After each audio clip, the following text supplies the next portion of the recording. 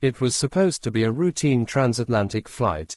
Ava Montgomery, 39, quietly boarded her newly acquired $70 million Gulfstream G700 after a week-long humanitarian mission in Nairobi, where she'd overseen a major tech donation for rural schools, visited remote villages to finalize solar-powered tablet installations, and spent nights with children who'd never held a computer before, work she preferred to keep low profile despite her fame in elite tech and philanthropic circles.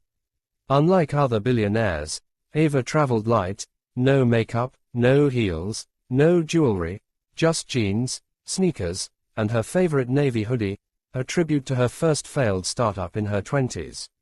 That morning, her assistant had missed the flight due to a passport issue, so Ava boarded alone.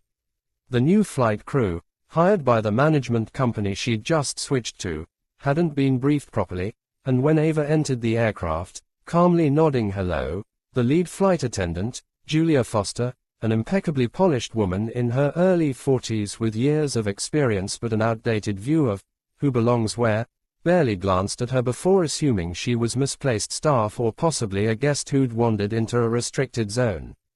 Julia's demeanor grew increasingly cold when Ava sat quietly near the rear lounge, requesting a bottle of still water and a blanket, both of which Julia denied or delayed delivering, repeatedly correcting Ava's behavior with veiled insults like, "This isn't economy class," and, "You should wait for the actual guests before touching anything."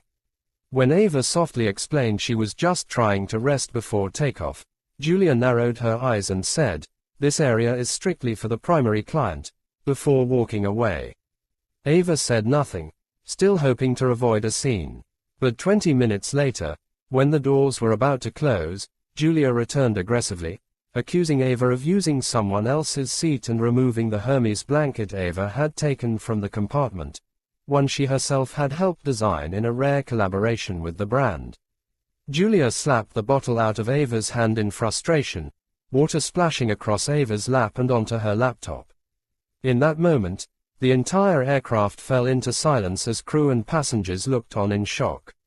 Ava rose, shaking slightly, not with anger, but with the cold echo of a life filled with judgment, from being the only black girl in advanced coding classes to being ignored in her own board meetings.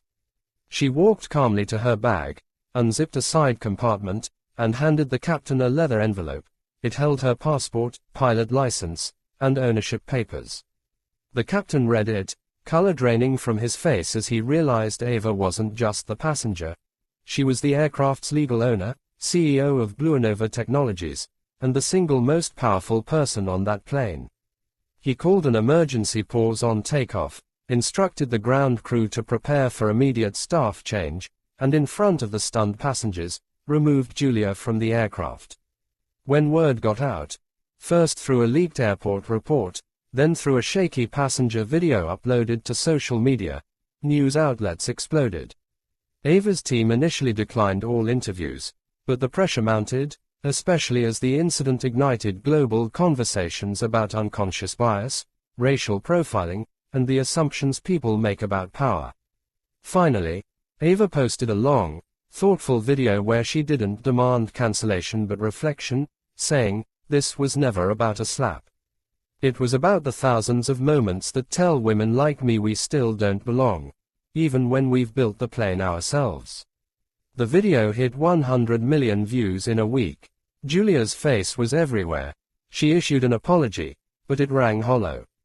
Ava, meanwhile, launched a new foundation, Open Skies, dedicated to helping young women of color earn private pilot licenses and break into aviation leadership, a field still dominated by men.